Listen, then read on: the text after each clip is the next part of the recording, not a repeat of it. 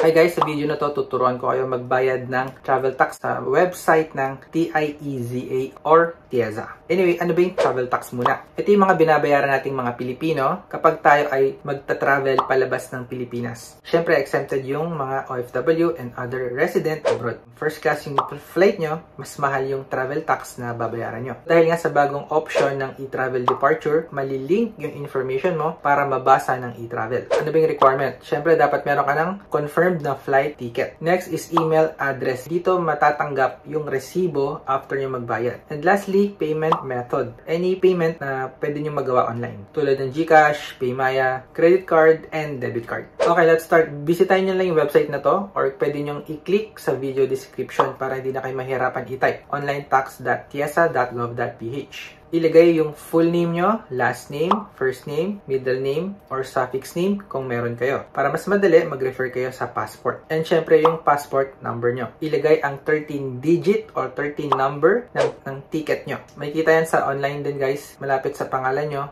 ticket number. So for adults, economy class nga is 1,620. First class is 2,700. For kids, 810. Ilagay ang contact number or mobile number. So ito nga yung email address na sinabi ko sa inyo guys, dapat may access kayo. I-confirm lang, ilagay ulit yung email address, piliin kung ano yung airline na sasakyan nyo, destination, kung saang bansa kayo pupunta, departure date, kung kailan yung flight nyo or kung kailan kayo lalabas pabalik abroad, kung kailan yung flight nyo palabas ng Pilipinas. Click Save Passenger. So, press OK para ma-save natin. So, magkakaroon ng information sa baba. Ito yung nilagay nyong passenger information. So, take note, merong maximum na 10 passenger na pwede nyo ilagay rito. Kung iba-iba naman yung flight na nilagay nyo dito, halimbawa yung first, yung second, third, fourth, iba yung flight nila. Magfo-fall pa rin yan sa isang email address, phone number. Okay, and then click Proceed. Take note guys, merong 50 pesos na processing fee online. Pag gagamit naman kayo ng credit card, merong 1.4%. Parang andaya, no? Kung sa airport ka magbabayad, wala nang mga ganito. But anyway,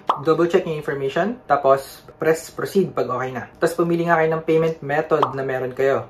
Kung anong option kaya nyo. Merong GCash, Paymaya, ShopeePay, credit card, and debit card. Bank transfer, pwede ring over the counter sa 7-Eleven or Cebuana Luwilier. Kung wala kayong bank or kung wala kayong online account. After nyo magbayad, matatanggap nyo yung resibo na to sa email address na binigay nyo. Kailangan nyo i-print at dalhin sa flight nyo mismo. Kasi ito na yung katibayan o resibo mo na nagbayad ka na ng travel tax. Ito na rin yung record na dapat lalabas sa e-travel departure mo kapag nag-submit ka na ng e-travel mo. Pero kung hindi lumabas guys, okay lang yun. Kasi nga yung system ng e-travel is sometimes hindi rin naman reliable. Pero I recommend sa airport pa rin kayo magbayad ng travel tax nyo. Mas madali at walang processing fee.